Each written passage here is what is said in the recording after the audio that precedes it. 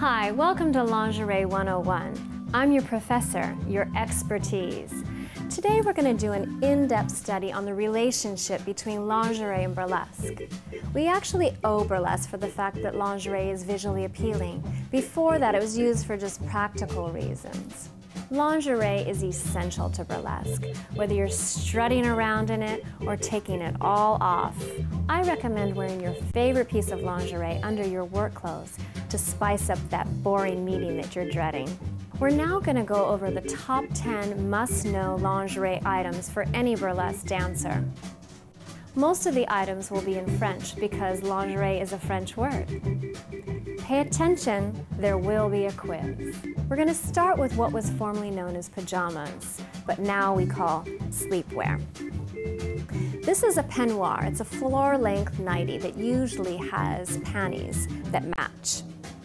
And this is a negligee, which Rita Hayworth made famous in 1941 for Life magazine in her famous pinup, sizzling hot photo. And this is a baby doll, which Carol Baker wore in the movie called Baby Doll, in which she pranced around in it in a very provocative yet wholesomely sweet way. The smallest of all the sleepwear is called the teddy, and it's a camisole and panty in one. And not much sleeping gets done in this sleepwear. We're now going to move on to undergarments. And we're going to begin with the brassiere, or the bra. So much has been said about the bra. The best tip that I can give you is to make sure that you're wearing the right size bra. I had a friend who was wearing the wrong size, and I recommended that she get properly fit, and now things are looking up. You can also add some trim to an ordinary bra and make it a burlesque costume, like I did with this one. I call this one Lollipop. Yummy. This is a corset, and it's used to alter the shape of the waist by tying up the back. Who could forget that famous scene in Gone with the Wind in which Scarlett O'Hara had her waist was cinched up to only 18 inches before the barbecue?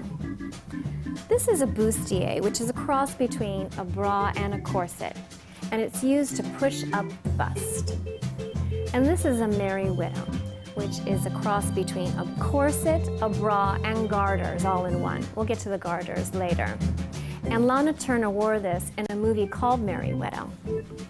Now we're going to move on to panties. These are bikinis, which are very round around the derriere. And these are called string bikinis, which tie up on the side.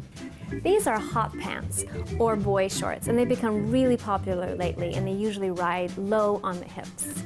Now I'm going to clear up the fact that thongs and G-strings are not the same thing. The thong has about an inch of fabric, where the G-string actually only has a string. And we have the Brazilians to thank. This was their gift to the world. And the last panty is the tap pant. And while it's not practical to wear under clothes because it would make panty lines, which is a no-no, this is really great for burlesque dancing for its retro style.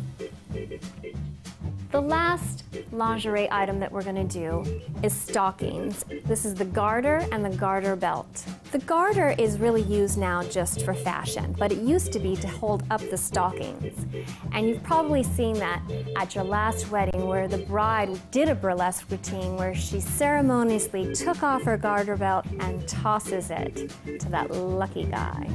This is a garter belt, which is used to hold up the stockings, and this has made a real comeback since pinups have made a real comeback. That concludes class today. For your extra credit, feel free to wear any of this lingerie with your next workout.